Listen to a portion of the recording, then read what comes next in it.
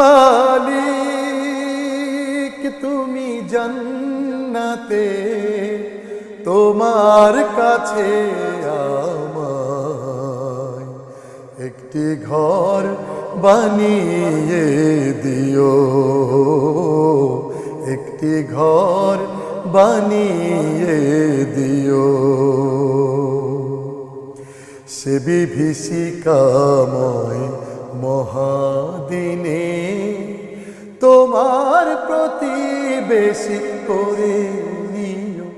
মালিক তুমি জান্নাতে, তোমার কাছে আমায় একটি ঘর বানিয়ে দিও,